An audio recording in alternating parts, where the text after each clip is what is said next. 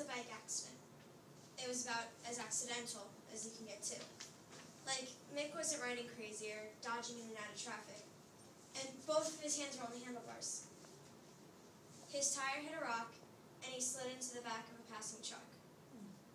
There wasn't a scratch on him. It was a head injury, period. So this isn't the kind of book where you meet the main character, and you like him real well, and he dies at the end. I hate those kinds of books. And besides, there isn't anything worse than using Mick's accident as a tear-jerking climax to some tragic story. I don't want to make you cry. I just want to tell you about Mick. But I thought you should know right up front that he's not here anymore. I just thought that that would be fair. The title of my piece is called Mick Harte Was Here by Barbara Park. I'm only 10 months older than he was. I was planned. Mick was a surprise, and he loved it too. Being a surprise, I mean. He was always teasing my parents about it, telling them that even before he existed, he could outsmart 2 chemistry majors with birth control pills. Just imagine the amazing stunts I'll pull when I'm a sneaky, rebellious teenager, he'd say. Then he'd throw his head up and do that kind of creepy laugh that mad scientists do. And he'd like, "Mwahaha!" And he'd hunch over and limp out the room like Igor or somebody.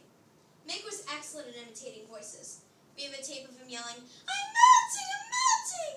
That sounds just like the Wicked Witch of the West in The Wizard of Oz. But even without playing the tape, I can still remember how he sounded. I've heard that sometimes when people you love die, you forget their voices. But I haven't forgotten Mick's. I have a weird kind of memory, I think. I can still remember the exact conversation I had with Santa Claus when I was in kindergarten. He said, "Ho, ho, ho." I said, "Your breath smells." And he said, "Get down." It happened 8 years ago, and I still remember it like it was yesterday. That's why it doesn't surprise me that I can still remember everything about the fight Mick and I had 4 weeks ago, on the morning of the accident. I shoved him into the refrigerator, and I called him a name that I'd never called anybody before my whole life. A really ugly name. A street word that you mostly hear on HBO or on school playgrounds. It shocked him that I said it. It shocked me too.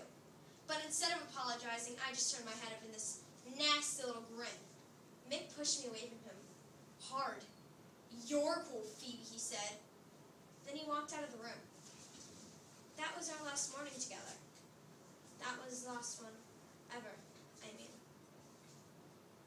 Later that day, I'm running sprints at soccer practice when I hear the siren. I stop right away and stretch my neck to see if an ambulance is coming. It bothers me that I'm kind of hypnotized by the sight of an ambulance. As soon as I see the flashing red light appear over the fence, I can't take my eyes off of it. And so, like always, I just cover my ears and watch it come. The ambulance is getting close to the soccer field now, but instead of speeding past, it seems to be slowing down. It slows even more and turns the corner in front of the building. My stomach starts to churn. I don't like having the ambulance turn by there. By now it should be speeding off to someone else's neighborhood. A neighborhood where I don't know anyone. With my ears still covered, I walk to the sidelines and sit down in the grass. "Just turn the thing off!" I screamed inside my head. But the noise it makes as it winds down is worse than the siren itself. All of a sudden, the door of the gym flies open, and one of the school secretaries comes rushing out, sprinting over to my coach.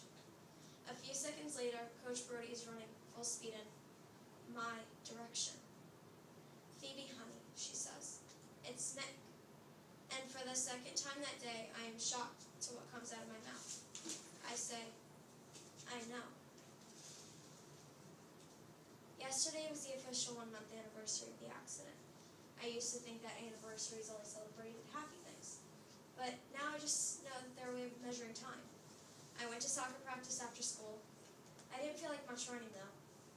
All I wanted to do was sit by myself for a while and think about Mick. It sounds depressing, but it wasn't. There were lots of good memories of Mick at that field too. I smiled. Mick Harte was here, and now he's gone. But for 12 years and 5 months, my brother was one of the neatest kids you'd ever want to meet. And I just wanted to tell you about him, that's all. I just thought you'd ought to know.